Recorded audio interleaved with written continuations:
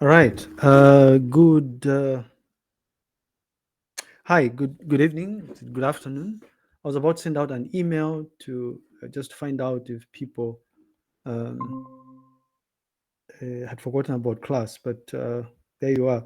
Can I ask? Can you just confirm, Mr. Shadrach, if you can hear me just fine, so that we start class? Hello. Can you hear me just fine?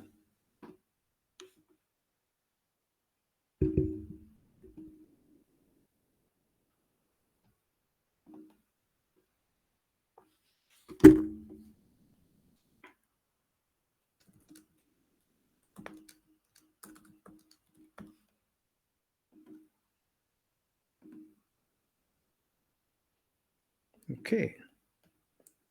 Looks like people don't want to attend class here.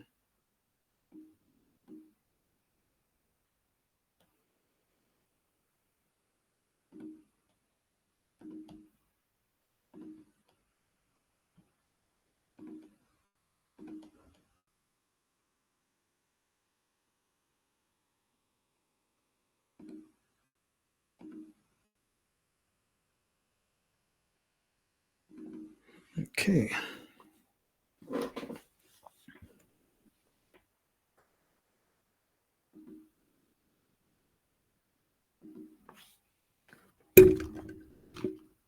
Right.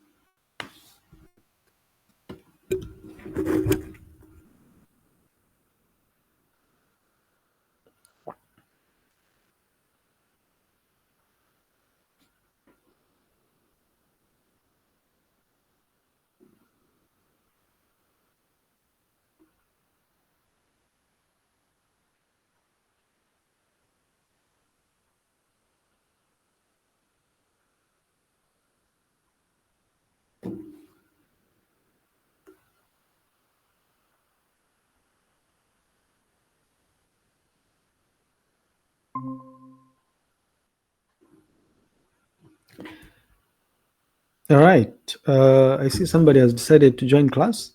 Hey, can I kindly ask if you can please confirm if you can hear me just fine?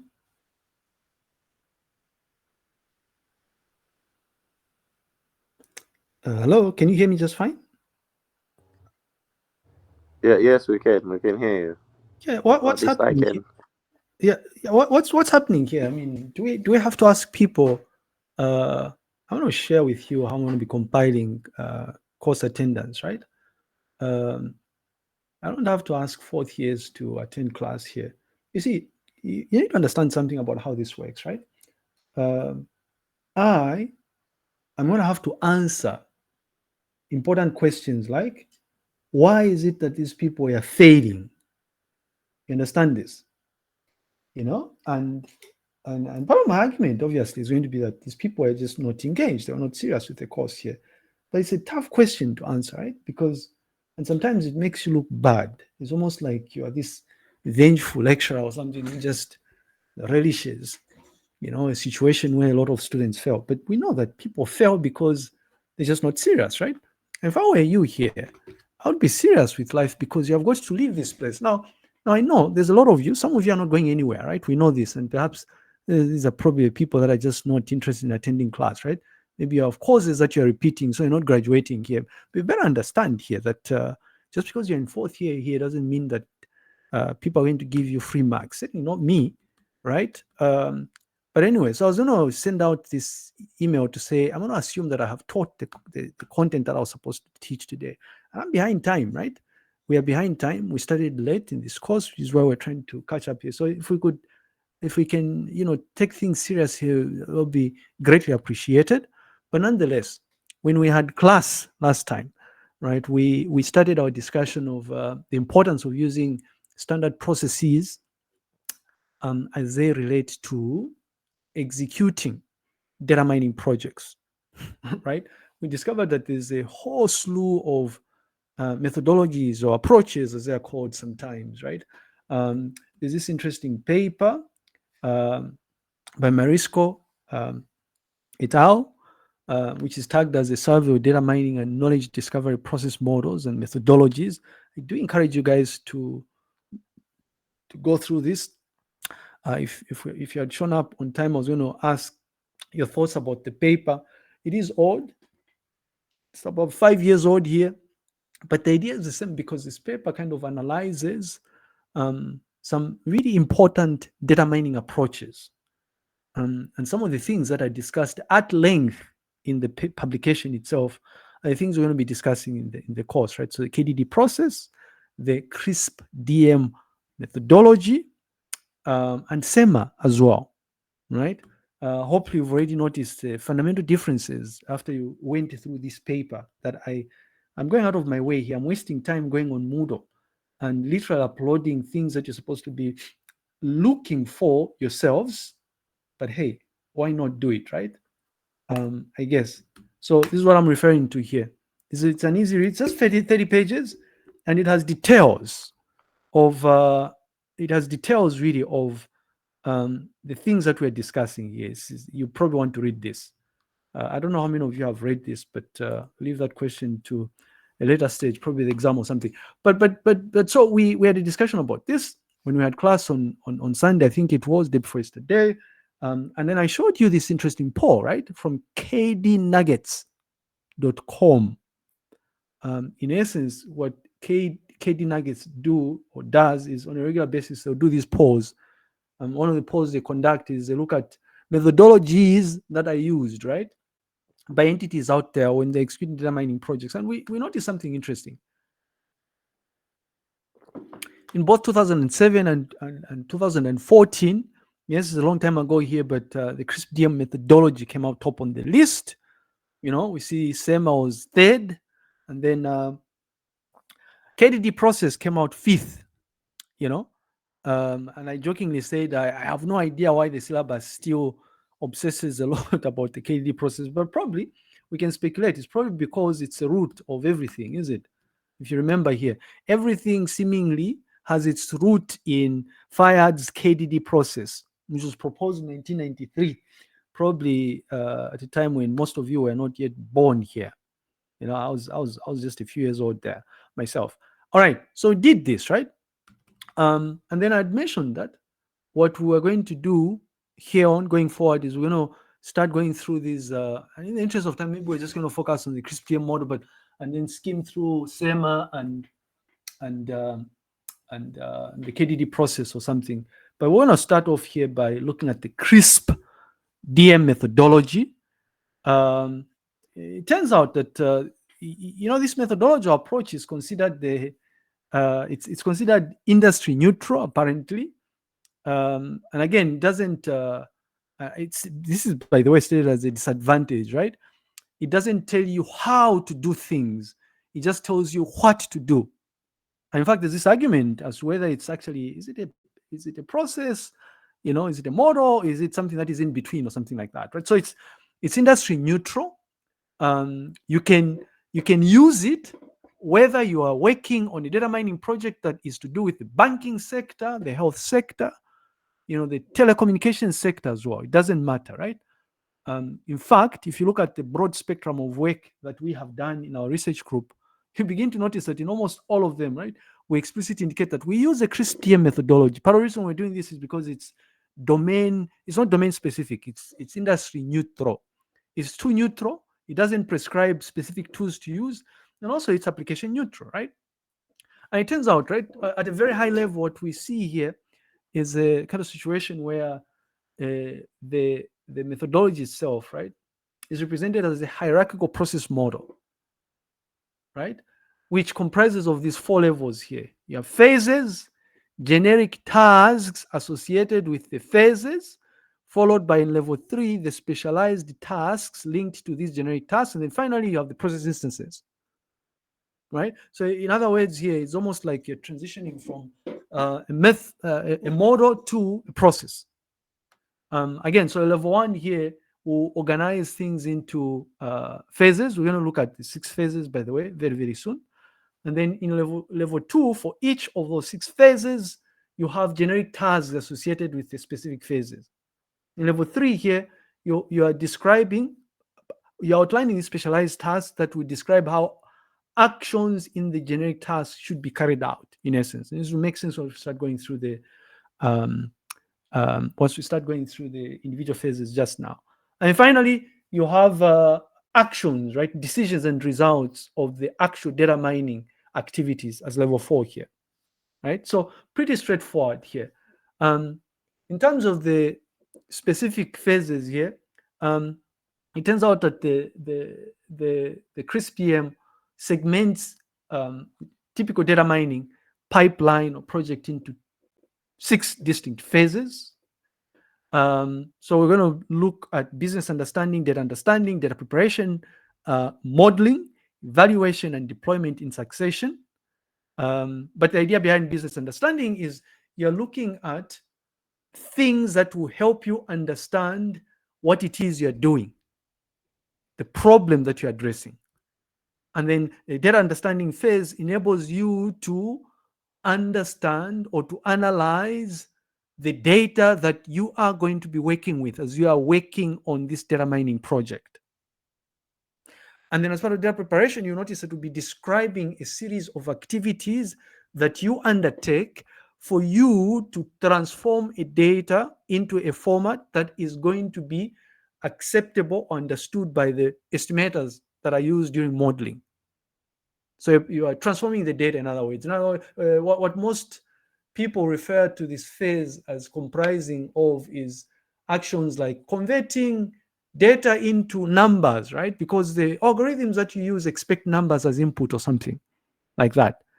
So like we'll be talking about fancy things like one-hot encoding, for instance. When you're working with text here, term frequency, document inverse, term frequency and inverse document frequency, for instance, TF-IDF, right? A bag of words model. And we're not going to look at fancy embedding models here, word embeddings, continuous bag of words model and all those things, but you get the point, right? And then finally, modeling, what you're doing, what you notice is to be describing things to do with this encapsulation of data and algorithms that we call a model, right? What do we do then? We need to identify features, right? Feature selection. We go through a process of feature importance where we get a subset of features that we consider to be strongly correlated with whatever it is we are doing, right? The inference models that we are building here. And then we have the dedicated evaluation stage where we are assessing what we would have implemented. And we have got to assess this because at the very beginning, as part of business understanding, you soon understand here, we are assessing what we have done relative to the goals. Somebody comes to you and they tell you, we want you to build a fraud detection model using unsupervised machine learning. Or doesn't matter, they don't specify. We want you to build a fraud detection model. And we want this model to be 90% accurate. And you come here, you evaluate, right? And you can only go as far as 80%. Right? You're comparing that 80% with the 90% specified by your client. So you may have to go back here and maybe negotiate with the customer or maybe make certain changes so that you improve the score or something like that. And then finally, you deploy. Is it? Because when you're working on a data mining project, one of the key end products is this inference model or something, right? The models themselves. But the models in their raw form are not really helpful in any way. What you have got to do is you've got to build some public-facing interface that is, in most instances, going to be easy to use, right? Easy to interact with. It's like ChatGPT, right? What powers ChatGPT is what's called a large language model. Now, a large language model in its raw form here, not helpful at all to the average user. I mean, maybe some of you, if I were to give you an assignment, go and download a model, you'll probably be able to interact with a model, maybe using OLAP or something, right? But the question is, how many people are able to do that? Very, very few. What is intuitive to most people, right, is to do this, right? It's like you're going to say, I'm going to go to, let's say, I get out here. I'll go to Gemini. And I'm just going to type in what I want here. I'll ask Gemini just by typing in a piece of text here, right? This is more intuitive rather than running a model, right? I'm going to run Olama or something and interact with one of the models that I've downloaded or something. Very few people can do this. Anyways, so we have deployment, right? Now, the question is, what exactly are the things we do in these different phases? So we're going to start off with business understanding. It turns out that as part of business understanding, some of the things that you work towards is you work towards determining the general objectives, right, of this data mining project you're working on, and also the specific objectives. In addition, you will find yourself conducting what's called a situation analysis, right, just to understand the landscape. More importantly, you find yourself identifying the goals of the data mining processes. The objectives may be different from the data mining goals, right? So you separate the two here. And then finally, you have got to do some sort of planning, right? You figure out when exactly you're going to be executing different activities associated with these phases. What sort of resources are you going to allocate, right? The same type of planning you discussed in your software engineering or something.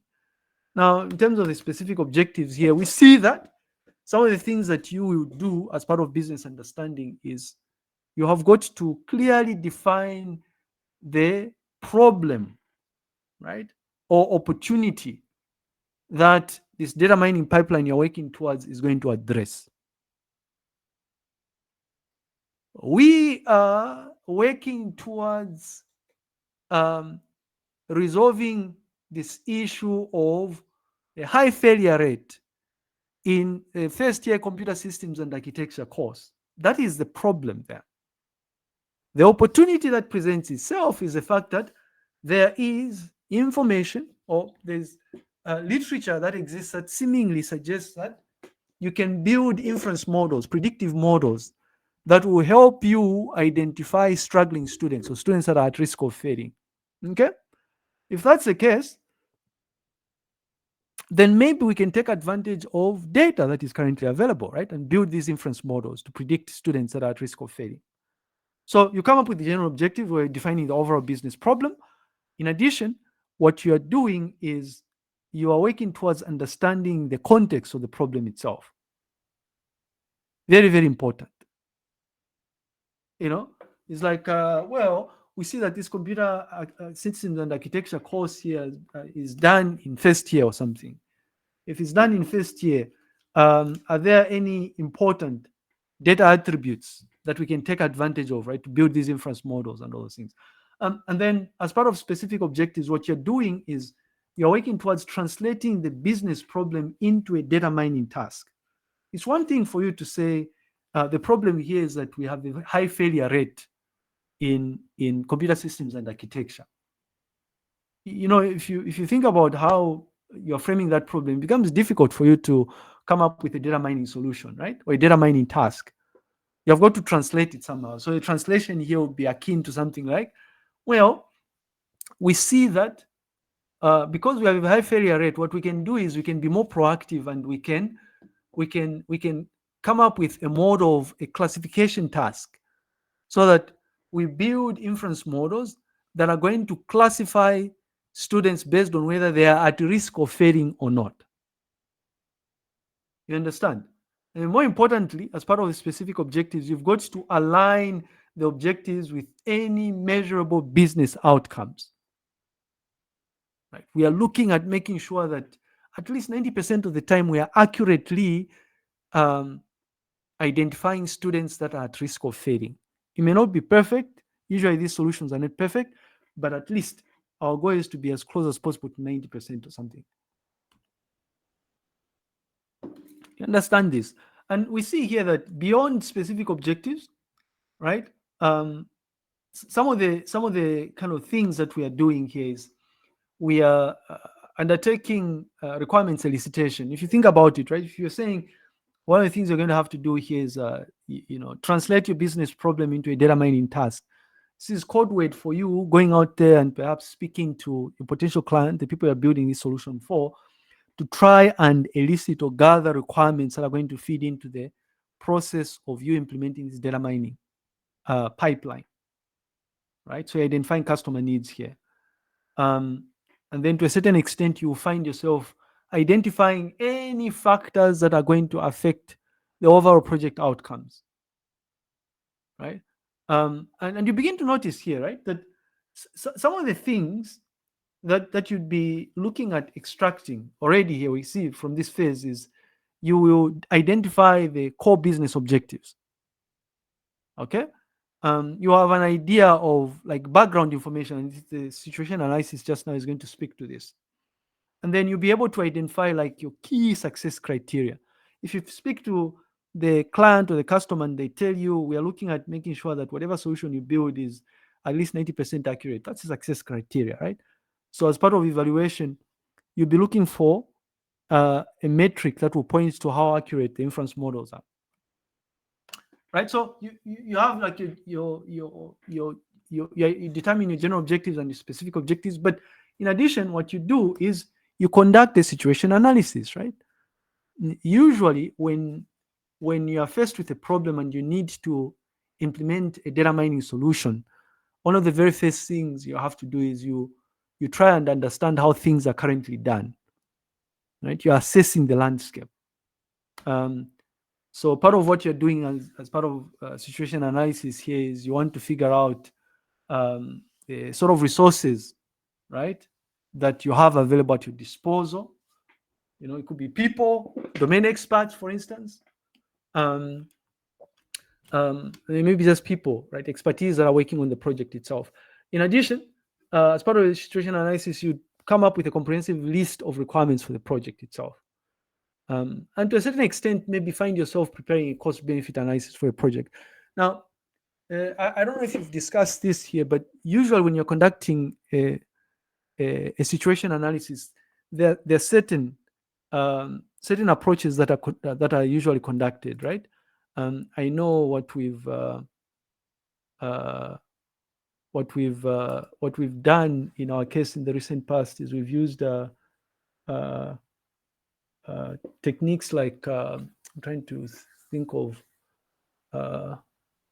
what we've done here. We've done a SWOT analysis, for instance. A number of projects that we've worked on where we've done what's called a SWOT analysis, which is what you typically do as part of situation analysis, right? You try and figure out the strengths, weaknesses, opportunities, and threats that exist with your project, right? So you'd be organizing, when you do a situation analysis, you kind of be organizing information relative to what are some of the strengths associated with what you're working towards, right? What are the weaknesses? What are the opportunities that exist? Are there any threats and all those things? So you do a SWOT analysis. But what you notice really is that you can kind of like use other methods to conduct a SWOT analysis. So that some of these projects, most of these projects I've been involved with at the UNZA almost always use like your SWOT analysis. Incidentally, we did a SWOT analysis when we were embarking upon, when we were embarking upon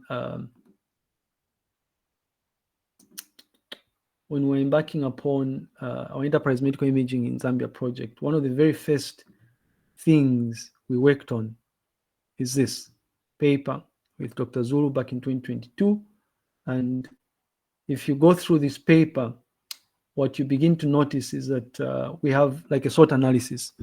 And, I'm showcasing this to you to highlight the fact that just because you're working on a data mining project doesn't necessarily mean that the first thing you're going to do is you import Python pandas, right? No.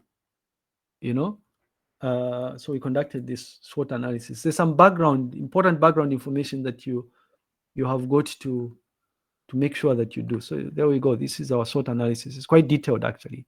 So formed the basis for everything most of the things we did as part of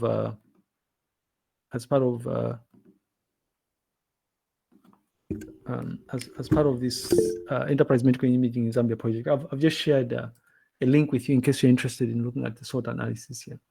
Okay, and then we see here that the other tasks that you're performing. So you're determining the general objectives, specific objectives. You conduct a SWOT analysis, but also you have got to determine these broad goals of the data mining process itself. So what you're doing here is you're clearly outlining the outputs that will enable achievement of the business objectives. It's like, well, we are going to build a binary classifier, something that is just going to tell us yes for somebody who is at risk of failing and no for somebody who is not at risk of failing. Or maybe you'd say, well, we're going to build a multi-class classification mode or something, multi-class classifier, right?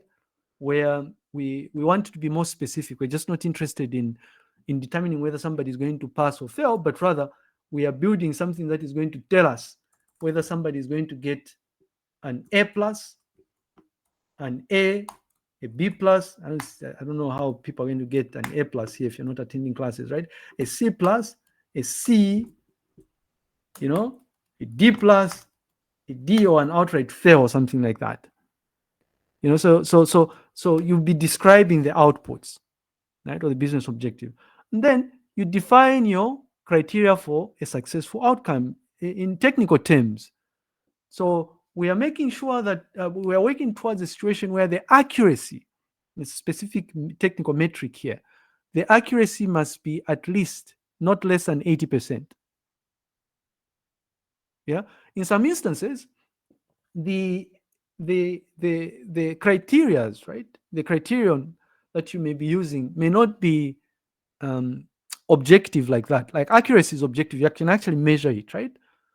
You construct an experiment, you have repeated measures, and then you get the value itself. But in some instances, there are some metrics that are going to be subjective. I've built a solution that tells me students at risk of failing. And I want to evaluate this solution by going out there and speaking to people that are going to actually use this solution and finding out if this thing is going to be useful. Is it useful? You understand? Is it like, is it, do you find this solution useful? Is it, I'm trying to think of another way of subjective. Is it successful at helping you address a problem, for instance? Right. Now, if you remember your software engineering, right? What they taught you is that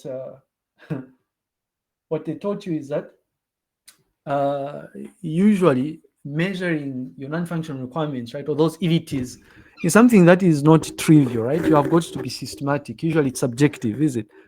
So you get around that by making sure that you have a representative sample, and you perhaps devise some task. People perform a task. In this particular case, a task that involves the use of the solution you've implemented, and then you ask them a series of questions. Things like, to what extent do you agree with this statement? I find the student at risk of failing application useful on a scale of 1 to 5. And then you have like 100 participants. You average those scores out, and then you do your statistics and all those things, right? But the point is, this is subjective. In some instances, you wouldn't really rely on a representative sample, like or to quantitatively measure subjectivity. What you can do is you can ride on the fact that you are maybe interacting with experts, right? So you do an expert evaluation, and you are interacting with experts. In this particular case, it could be lecturers or tutors, and you find out from them, perhaps through interviews after they use the application, right? To what extent do you think this is useful? And based on the sort of responses you get, you'll be able to conclude on whether you've been successful at whatever it is you'd be doing here in your project. And so you have your broad goals of the data mining the data mining problem that you're working towards. And then finally, as part of planning, the drill. This is like any normal project, like in this particular case, a software-centric project. You have got to plan, right? So you have got to come up with an outline of the plan for meeting these data mining goals that you've identified. You identify the stages or the phases of this data mining project. Usually a starting point is these 6 phases, right? um, and just like we do in your normal software engineering project, we have got to decompose our project, right? So we come up with is it a work breakdown structure or something? You identify the phase as a starting point as a summary task, for instance, and then you say for each summary task you identify the sub tasks associated with that summary task. Like for instance, you'd say we have data preparation, but we're going to have business understanding, data understanding, um, uh, data preparation,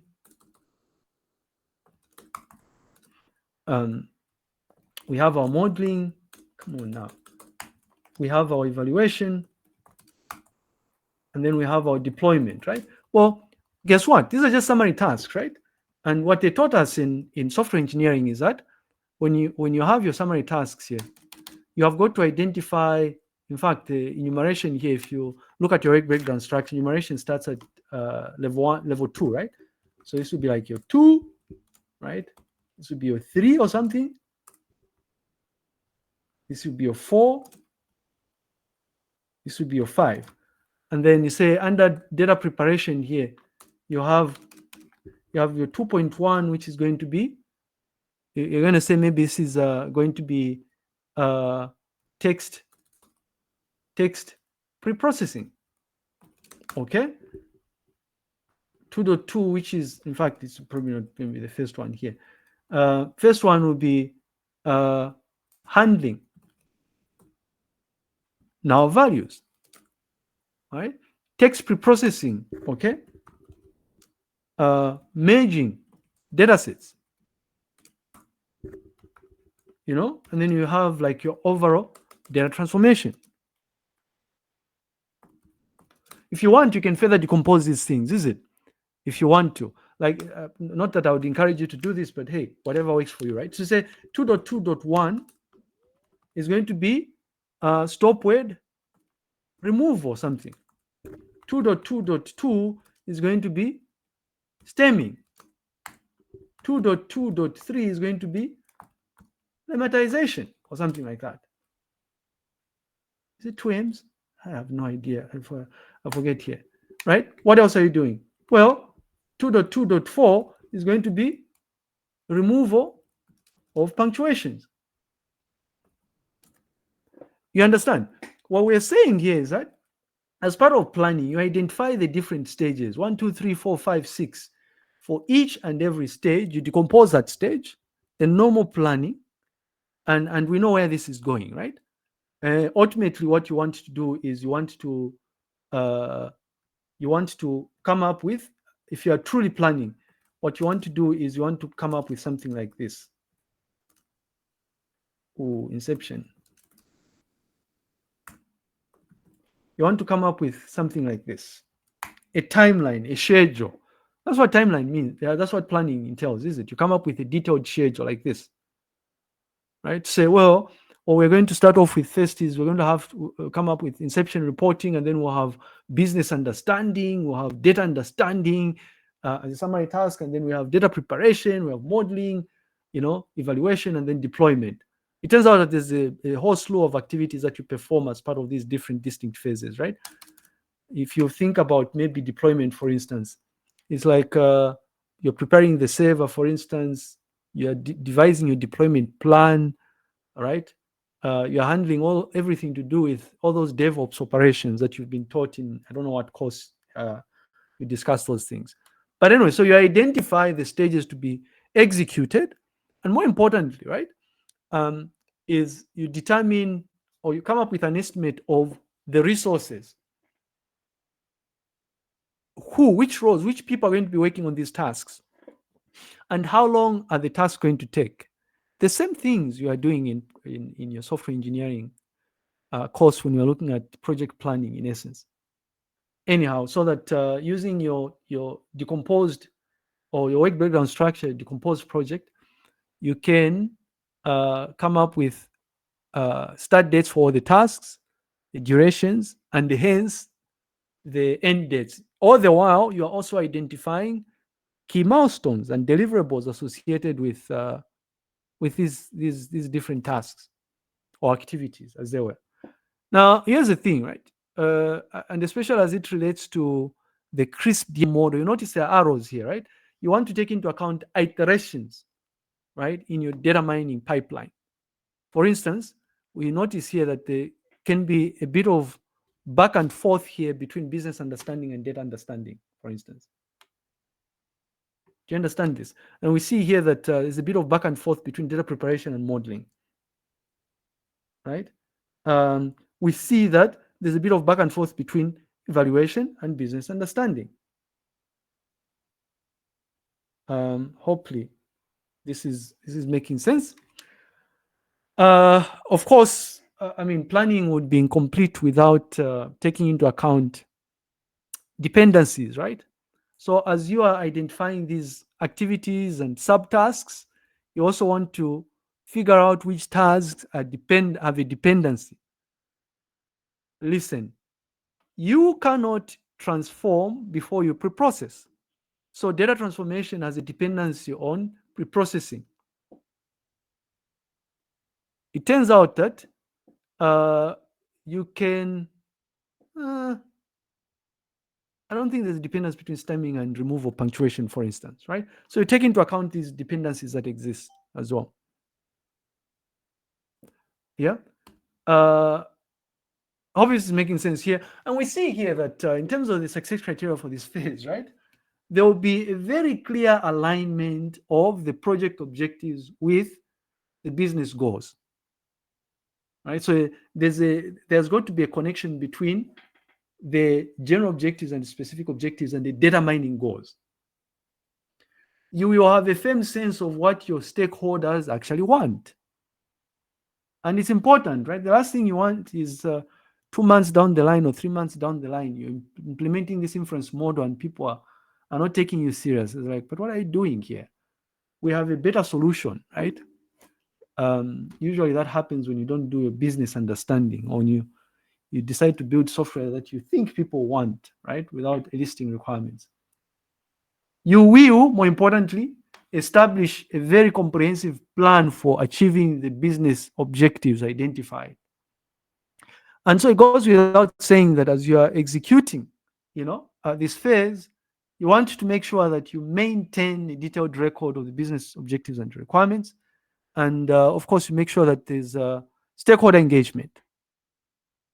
Right? Hopefully this is making sense here. And then we see here that unless if there are any questions about business understanding, usually for students like yourselves, less so for master students, you typically find these other phases a bit boring, right? Because you're mostly interested in the technical part of things. For whatever reason here, I don't know. But anyways, so phase number 2 is so-called data understanding.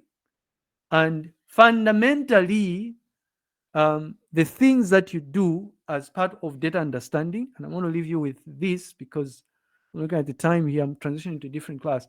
Fundamentally, the things that you do as part of data understanding is,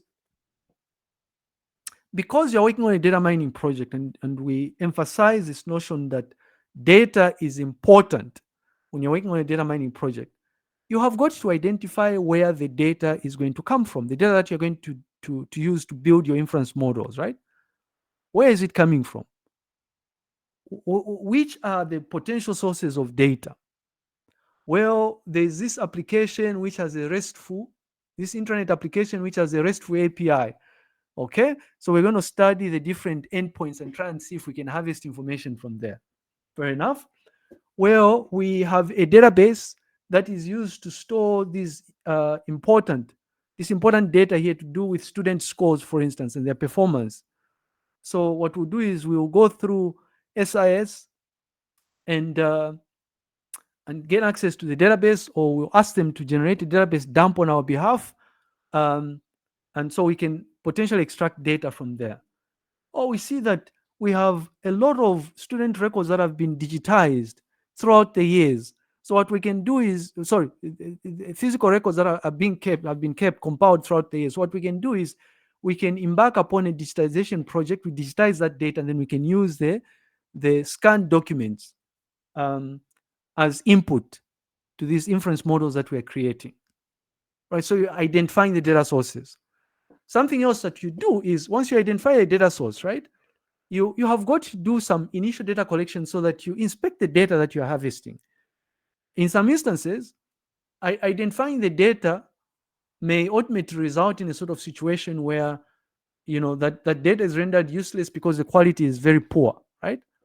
So you do an initial data collection to just study the data that you're harvesting from the data sources. So you do an initial data collection. In addition, I guess this is part of quality assessment to a certain extent, but you will find yourself performing a whole series of EDA activities, right? So exploratory data analysis. So it's notion that, especially if you don't understand the data you're working with, you're going to have to explore the data to understand the structure, the different attributes associated with the data, for instance. Are we dealing with categorical data? Is this plain text? Is it textual content? Is it video? Are they images and all those things? So you draw a lot of graphs and stuff, and then you do a quality assessment, right? Because many a times you will have to provide some sort of a guarantee that the quality of data is ultimately going to lead you down the path where you're implementing this reliable or effective inference model, right, as part of modeling. So you do a quality assessment. When we meet day after tomorrow, I suppose, highly unlikely though, we are going to start our discussion of data understanding at length. And hopefully once we are done discussing all the phases, we'll circle back and then I'll showcase to you how these different phases, the 6 phases, fit into a classic real world example, right? So we'll go back to our student at risk of failing example here so that this thing sticks here. And I'll pause here and ask if there are any questions. Okay. A reminder here, I'm going to push, because I'm spearheading this course, I am going to push Professor Piri and Dr. Nyirenda here. There's going to be allocation of marks towards attendance. If you're not attending here, you're already losing quite a bit of marks in this course, right? And that's very unfortunate for you. You may not fail at 4th year here, but guess what? You're not the only person who's doing computer science, right, in Zambia. I was lucky. I was part of a group of people who were just 12 in class. Were 12 of us. The only other institution that was offering computer science programs was CBU. So people could get away with getting a very poor score, right? People still got jobs here. That's what I guess for you. You're going to have to compete with other people. What that means is you need good grades. The GPA is going to help you get through the door, right? Where you're being evaluated by people. Are you a good fit for our company? So I'll take this thing serious if I were you. Worst case scenario is some of you are probably going to repeat this course, sadly. But that's that. If there are no questions, thank you very much. I just wanted to mention also, I'm attending, sadly, but maybe not sadly for the UNZA here. I'm attending an event, a workshop on Thursday and on Friday. I want us to do an experiment, and this event is taking place in Chongwe, right?